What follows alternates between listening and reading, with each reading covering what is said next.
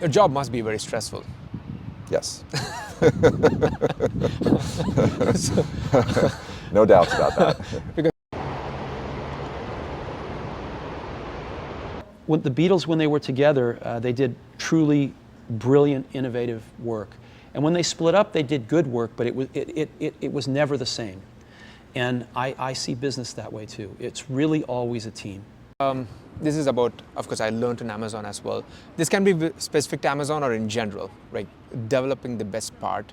Once you've finished hiring, as a manager, of course, have a responsibility to kind of get the best out of the team members or help them through their career success path. Yeah. I want to understand the methodologies or the practices that you would follow or you'd like to follow or others to follow. Here's how you can kind of mentor and coach your team member. You covered quite a bit of ground here already, but at the same time, there is a 2-year or 5-year timeline someone is reporting to you and working with you. And how do you plan that out? Yeah, there's a couple, so I think it's relatively simple. There's a couple things that I'll mention that I kind of follow by. The first, I'll reference Adam Grant. I think he's a great author.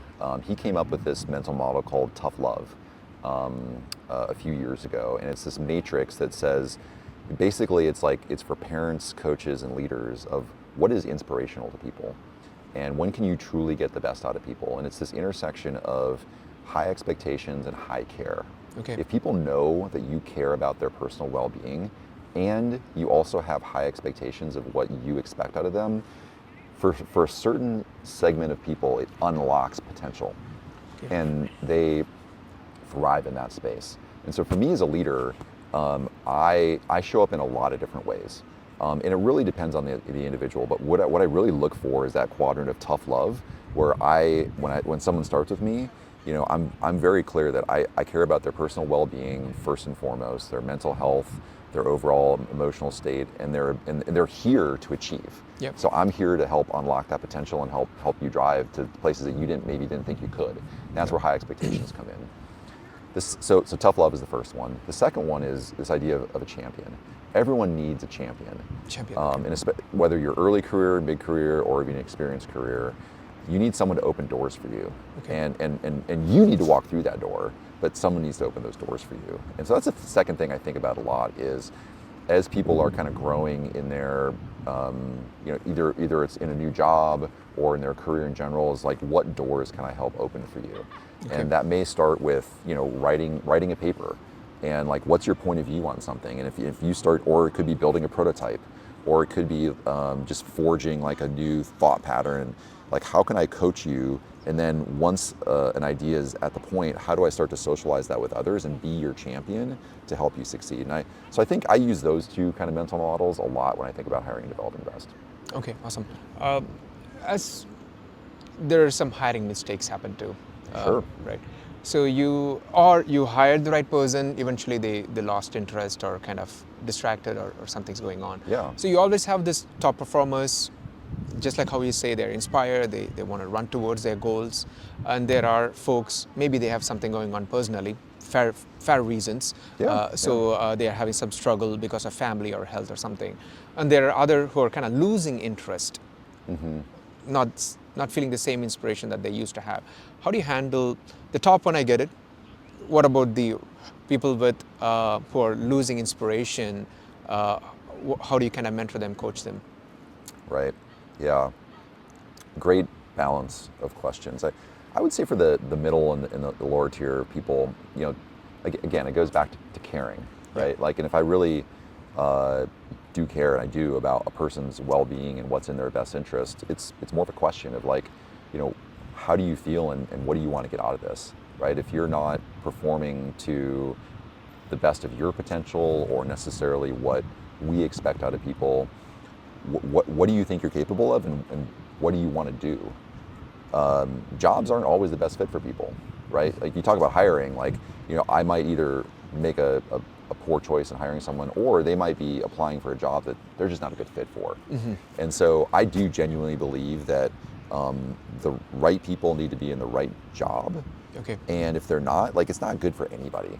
And so, as a leader, I just try to have very kind, emotionally supportive, but also candid conversations of, geez, like, is this a good fit, right? And if we think it is, and you have the capacity, and it goes to will and skill, right? If you have the will and you have the potential of the skill, then it's really a matter of just applying yourself, right? And you have that in you. And then if you do, like, I'm willing to be on that journey with you. Okay. And if not, we might just decide that this just doesn't work, right? And I think it's better to, I think a mistake I see a lot of leaders make is that it's a very difficult conversation to have, and so they prolong it or they procrastinate, and that's just not good for anybody. Okay.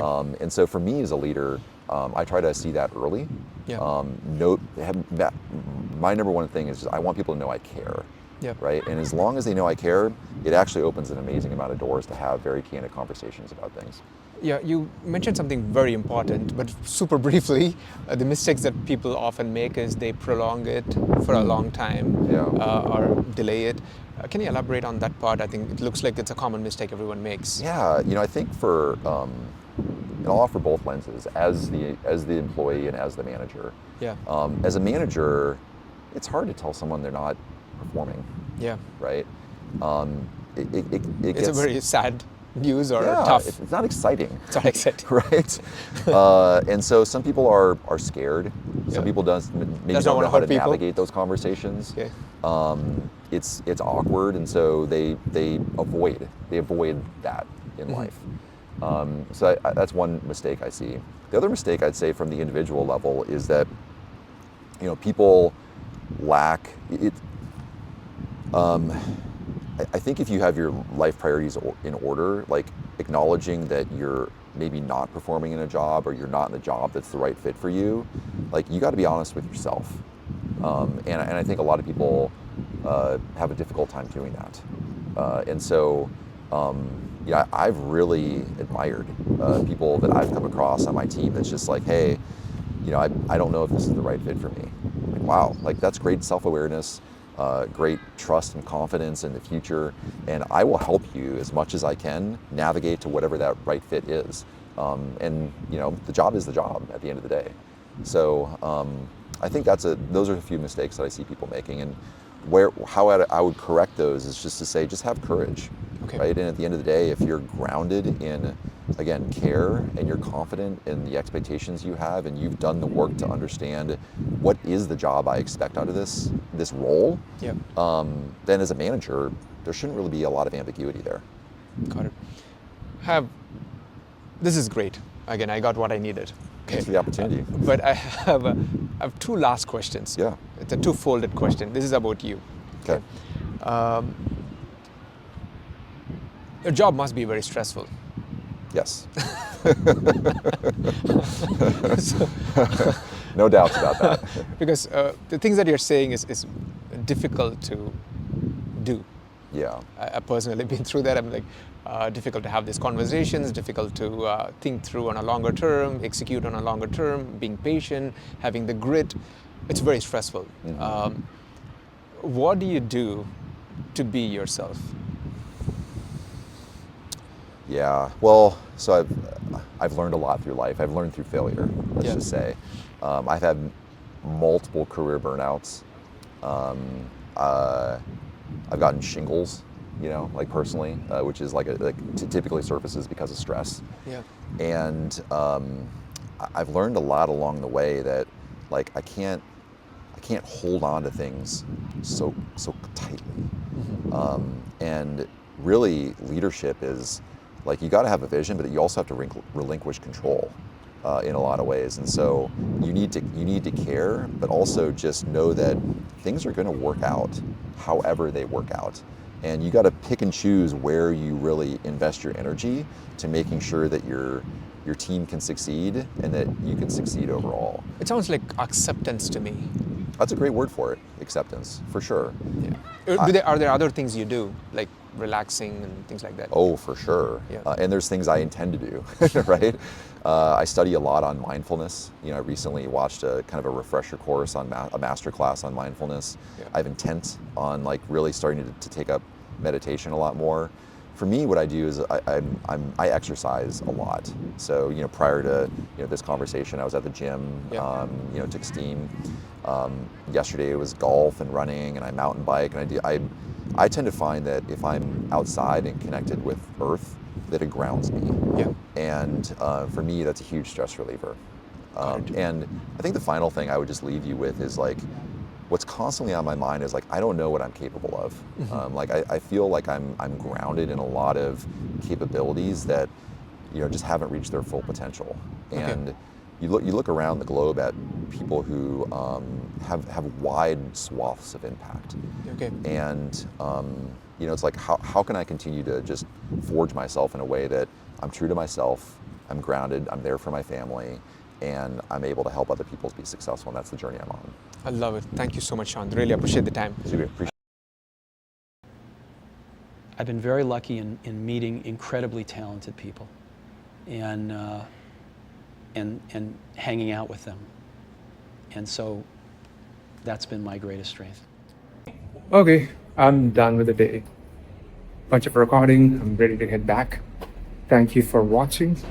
Really appreciate your patience, and if you're still watching, please subscribe.